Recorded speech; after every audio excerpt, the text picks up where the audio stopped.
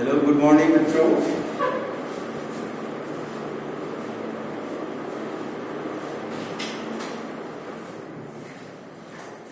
Newton third law of motion के बारे में पढ़ाई हो रही थी। इसमें कल मैंने आप लोगों को Newton third law of motion का एक्सपेरिमेंटल डेफिनेशन मैंने दिया था, बताया था आपको। और already I had told to all of you that when one body influences another body by applying force, we say that the first body is interacting with the second body। यानी पहली वस्तु जो है वो दूसरी वस्तु पर, है ना, इंटरैक्ट करता है ना, वो एक्शन करता है। In any interaction between two bodies, there are always two forces that come into play। और फिर यह कहा कि कोई भी इंटरएक्शन जब होता है दो बॉडीज के बीच में, तो दो फोर्सेस जो है, दो बल, है ना, वो प्ले होते हैं, एग्जिस्ट होते हैं, अपने अस्तित्व में आते हैं। And Newton's third law of motion describes the relationship between the forces that come into play when the two bodies interact with one another। मतलब दो बॉडी जब एक दूसरे पर अंतर्क्रिया करते हैं तो ये जो दो फोर्स जो अस्तित्व में आते हैं उनके बीच का संबंध क्या होता है, कैसा रिलेशनशिप होता है। इसी रिलेशनशिप को Newton third law of motion describe करता है ना, इसी की व्याख्या करता है ना। तो यह बात हमने कल बताया था और हमने समझा था कि whenever one body exerts a force on another body, the second body exerts an equal and opposite force on the first body। याद रखिए कि ये आदमी जो है, आप अपना जो बुक है क्लास 9th का फिजिक्स का, उसको निकालिए और पेज नंबर 65 निकालिए। उसमें देखिए the man is exerting force on the cow. Cow पर मैन जो है फोर्स एक्सर्ट कर रहा है, but the cow is exerting an equal force back on the man. तो काउ भी क्या कर रहा है, जितना फोर्स मैन एक्सर्ट कर रहा है काउ पर, उतना ही फोर्स काउ भी मैन पर एक्सर्ट कर रहा है, पर दोनों के बल की दिशा विपरीत है, अपोजिट है ना। मैन अपने तरफ पुल कर रहा है, यानी सपोज दैट मैन अगर पश्चिम डायरेक्शन में बल को लगा रहा है, अपने तरफ पश्चिम डायरेक्शन में खींच रहा है काउ को, तो काउ भी मैन को पूर्व दिशा में खींच रहा है अपने तरफ। यानी कि इससे स्पष्ट होता है इस फिगर से कि क्या होता है, इक्वल एंड अपोजिट डायरेक्शन में दो फोर्स अस्तित्व में आते हैं, एक एक्टिंग फोर्स, दूसरा रिएक्टिंग फोर्स होता है। इसीलिए लिखा था कल कि to every action there is an equal and opposite reaction. To every action there is an equal and opposite reaction, ऐसा होता है। इसको साबित करने के लिए हम एक छोटा सा एक्सपेरिमेंट देखते हैं, है ना। आप पेज नंबर 65, 9th के फिजिक्स का पेज नंबर 65, है ना, निकालिए और उसमें फिगर 28 देखिए। फिगर 28 में क्या दिया है experiment to demonstrate Newton third law of motion.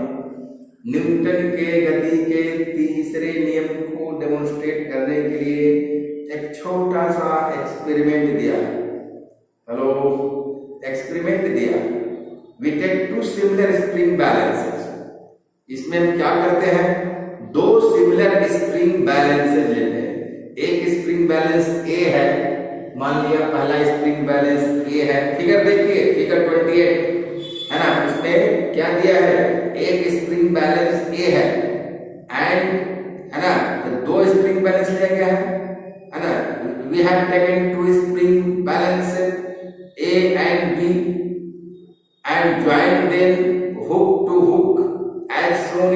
Figure दूसरा दिया गया है, दोनों के है ना दोनों एक दूसरे के हुक से जुड़े हुए हैं, जोड़ दिया जाता है। The other end of spring balance है ना बी, स्प्रिंग बैलेंस बी का जो दूसरा जो एंड है उसको हम क्या करते हैं, उसको है ना अटैच कर देते हैं टू अ हुक एच।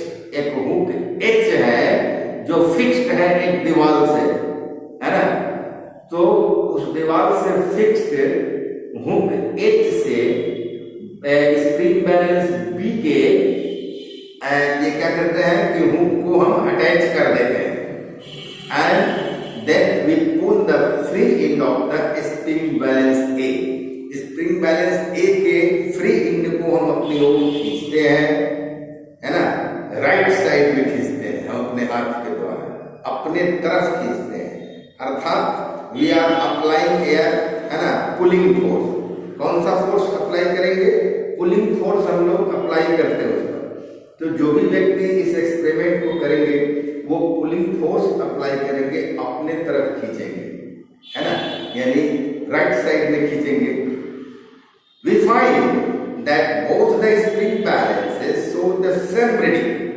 अब यदि स्प्रिंग बैलेंस ए अगर 6 न्यूटन का रीडिंग शो करता है तो हम स्प्रिंग बैलेंस बी में देखेंगे तो स्प्रिंग बैलेंस बी भी 6 न्यूटन का रीडिंग शो करेगा। Therefore, it has been written here that we find that both the spring balances show the same reading. As for example, देखिए फिगर 28 मैंने कहा, देखिए किताब खोलकर, both the spring balances show the same force of 4 Newton। 4 Newton का force show करते हैं। This can be explained as follows। इसका एक्सप्लेनेशन है, क्या है explanation? When we pull the balance A, जब बैलेंस A को हम अपनी तरफ खींचते हैं, पुल करते हैं, this balance A exerts a force of 4 Newton on balance B। यह 4 न्यूटन का फोर्स जो है वो बैलेंस ए जो है वो बैलेंस बी पर एक्सर्ट करता है। The balance B pulls the balance A with an equal force of 4 newton. ये बैलेंस बी क्या करता है, फिर बैलेंस ए को पुल करता है ना, 4 न्यूटन के इक्वल फोर्स से, but in the opposite direction, लेकिन अपोजिट डायरेक्शन में पुल करेगा, है ना। Suppose that balance A is pulling to balance B in east direction, then balance B will pull to balance A in west direction। अगर balance पूर्व दिशा में पुल करेगा balance B को तो बैलेंस B है ना पश्चिम दिशा में पुल करेगा बैलेंस A को, तो हो गया ना, अपोजिट डायरेक्शन में हो गया। इसलिए लिखा है कि यहाँ अपोजिट डायरेक्शन में ये एक दोनों बैलेंसेज एक दूसरे को क्या करते हैं, पुल करते हैं, है ना। तो ये ऑपोजिट डायरेक्शन में पुल होता है। So in other words we can say that when balance A exerts a force of action on balance B, balance A जब फोर्स एक्सर्ट किया बैलेंस बी पर, then balance B exerts an equal and opposite force of reaction on balance A. Balance B भी equal and opposite force of reaction exert करता है balance A पर। Balance A पर equal and opposite force exert करता है balance B. क्यों exert करता है? इसलिए कि उतना ही फोर्स जो है वो बैलेंस ए एक्सर्ट कर रहा है बैलेंस बी पर, इसलिए बैलेंस बी है ना equal and opposite force exert करता है बैलेंस ए पर। According to your figure 4 newton, balance A is exerting 4 Newton force on balance B, then balance B is also exerting 4 Newton force on balance A. So here magnitude is the same, दोनों का magnitude क्या है, same है, और direction क्या है, opposite है ना। एक्शन का डायरेक्शन अगर ईस्ट है तो रिएक्शन का डायरेक्शन क्या होगा, वेस्ट होगा, है ना, अपोजिट होगा। तो इस तरह से हम देखते हैं कि एक equal and opposite force exert हो रहा है और सेम मैग्नीट्यूड का equal and opposite force exert होता है दो वस्तुओं पर, है ना। यही Newton third law of motion है। since both the spring balances show the same rating of 4 Newton, we conclude that the action and reaction force are equal in magnitude, क्योंकि दोनों 4 न्यूटन का ही फोर्स ये शो कर रहे हैं, दोनों balance है, इसलिए मैग्नीट्यूड सेम है. Also we find that the action force is acting towards east direction and the reaction force is acting towards west direction. Therefore, action and reaction forces act in opposite direction. तो यह बातें यहाँ स्पष्ट होती है ना. तो यही तो Newton's third law of motion है. एक्शन और रिएक्शन जो है वो दो डिफरेंट बॉडीज पर होता है, इसको समझना है. कैसे समझेंगे? Action and reaction act on two different bodies. यहां देखना है क्या है कि एक्शन एंड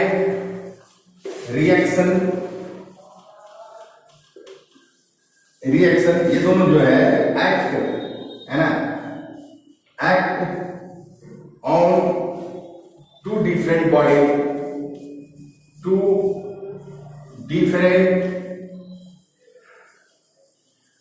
different bodies. ठीक है. तो अब जैसे कि ये हमारा ये ग्राउंड लेवल है ना, इस पर मान लिया जाए एक बॉक्स है ये. ठीक है. अब देखिए यहां मानना पड़ेगा कि suppose that a box is resting on the ground. इस ग्राउंड पर बॉक्स रेस्ट स्टेट में है ना. The box is exerting a downward force of its weight on the ground. ये बॉक्स क्या करेगा? अपने वेट के बराबर डाउनवर्ड फोर्स एक्ट करेगा, है ना. तो ये वेट एक्शन हो गया, वेट एक्शन हुआ. वेट क्या हो गया? इसका एक्शन हो गया. ये बॉक्स का किस तरफ एक्शन हो रहा है? ग्राउंड की तरफ, डाउनवर्ड हो रहा है ना. The downward weight of the box is balanced by an equal upward force supplied by the ground. अब एक इक्वल आना आउटवर्ड, ये अपवर्ड फोर्स जो है वो सप्लाई करेगा कौन? ग्राउंड, है ना, बॉक्स के अपवर्ड. तो ये डाउनवर्ड फोर्स जो है, जो वेट है बॉक्स का, उसको बैलेंस करेगा कौन फोर्स? ग्राउंड के द्वारा लगा हुआ इक्वल अपवर्ड फोर्स बैलेंस करेगा, है ना, जिसको हम रिएक्शन फोर्स कहते हैं, है ना. रिएक्शन है ना, फोर्स है ना, अप्लाइड बाय ग्राउंड. ये ग्राउंड के द्वारा अप्लाइड हुआ, अप्लाइड बाय ग्राउंड. समझे? तो ये ग्राउंड जो अप्लाई करेगा. ये हमारा बॉक्स है. ठीक है. तो इस तरह से हम देखते हैं क्या कि आपको कि इसमें हम ये देखते हैं कि बॉक्स जो है उस पर इक्वल अपवर्ड फोर्स अप्लाई हो रहा है, और वो अप्लाई कौन करेगा? है ना, वो अप्लाई करेगा, ये ग्राउंड अप्लाई करता है, क्योंकि ग्राउंड पर बॉक्स ने, है ना, अपने वेट के बराबर ये एक्शन फोर्स एक्सर्ट किया. तो ग्राउंड ने भी बॉक्स के वेट के ही बराबर रिएक्शन फोर्स अपवर्ड डायरेक्शन में एक्सर्ट किया. तो दो बॉडी हो गया ना, एक बॉक्स हुआ और दूसरा ग्राउंड हुआ, दोनों अलग अलग बॉडी हो गया. और हमको यही ना समझना है कि action and reaction act on two different body. तो यहाँ क्लियर हो गया कि the downward weight of the box is balanced by an equal upward force supplied by the ground. Now the force exerted by the weight of the box, है ना, is action. Box का जो wait हुआ वो action हो गया, जो downward लग रहा है ग्राउंड पर, है ना. And it acts on the ground. ठीक है, वही मैंने कहा, डाउनवर्ड लग रहा है ग्राउंड पर. Whereas the force exerted by the ground on the box, जो ग्राउंड में फोर्स एक्सर्ट किया बॉक्स पर अपवर्ड में, वो रिएक्शन फोर्स हुआ, है ना. And it acts on the box. Since the box is at equilibrium, box तो रेस्ट में है, यानी इक्विलिब्रियम में है, संतुलन में है, under the action of two forces, है ना, दो बलों के, है ना, एक्शन के अंदर यह बॉक्स संतुलन में है, अर्थात अवस्था में है, स्टेट ऑफ रेस्ट में है, यानी इक्विलिब्रियम में है। So it neither goes up nor goes down, न ऊपर जाएगा न नीचे जाएगा यह बक्सा, क्योंकि यह इक्विलिब्रियम में है ना। The action of the box must be equal and opposite to the reaction of the ground, है ना। बॉक्स का एक्शन निश्चित रूप से इक्वल एंड अपोजिट होना चाहिए ग्राउंड के रिएक्शन के, या यूं कहें कि ग्राउंड का रिएक्शन निश्चित रूप से, है ना, अपोजिट होना, इक्वल एंड अपोजिट होना चाहिए बॉक्स के एक्शन के। So it is obvious that the action of the box act on the ground and reaction of the ground act on the box. Therefore, action and reaction act on two different bodies. तो यहाँ ये clear हो गया। अब आपको आगे हमको देखना है क्या चीज इसमें, ये या कि some examples to illustrate Newton's third law of motion, और ये कुछ एग्जाम्पल को समझना है जिससे हम Newton third law of motion के बारे में और ज्यादा कंसेप्ट क्लियर करेंगे, अपने समझ को स्पष्ट करेंगे। इसके बारे में हम लोग कल फिर डिस्कशन करेंगे, और मैं समझता हूँ कि इतना ही आपके लिए आज के लिए काफी है। ओके, है ना। Thank you, thanks.